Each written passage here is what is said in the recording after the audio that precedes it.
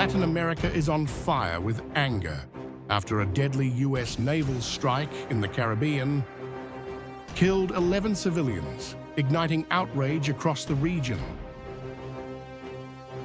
The missile strike, ordered under Donald Trump, hit a boat near Trinidad and Tobago.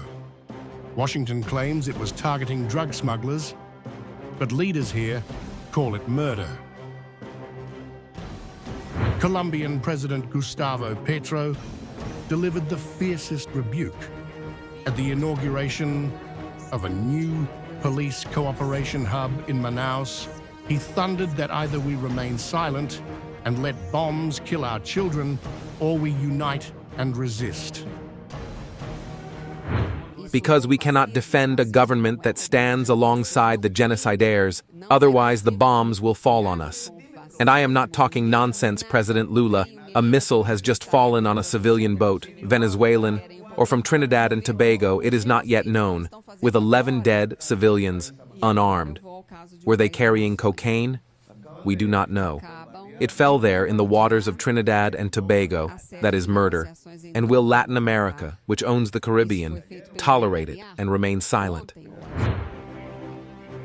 Petro accused Washington of turning the Caribbean into a war zone, warning that if unchecked, the same bombs could rain on Bogotá, Rio, and Manaus.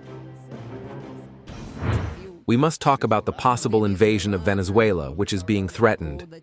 It may be just words for now. Colombia will not lend its territory for any invasion of a neighboring country, nor any of its men, unless they are stateless and genocidal. How are we going to allow an invasion of Venezuela? That there is a political problem there, yes.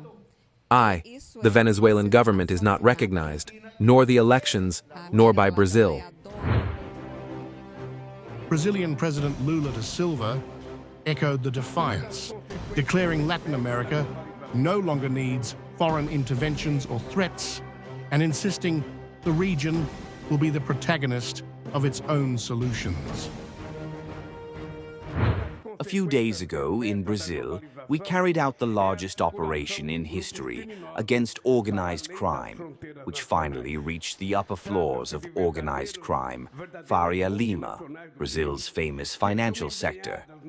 We cannot allow residents of the peripheries, indigenous peoples, and riverside communities to have their lives marked by violence. While the powerful remain unpunished, it is the most vulnerable who suffer most from crime.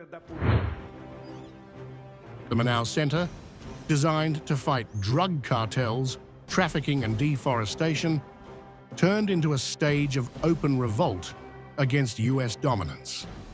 Leaders used the event to slam Washington's militarized war on drugs. The Pentagon insists the strike was justified, but critics across the continent say it's the latest cover for regime change operations against Venezuela's Nicolás Maduro, a man the US brands a narco kingpin with a $50 million bounty on his head. For Latin America, the message is now unmistakable. Sovereignty is no longer for sale. And as Petro warned, silence is no longer an option.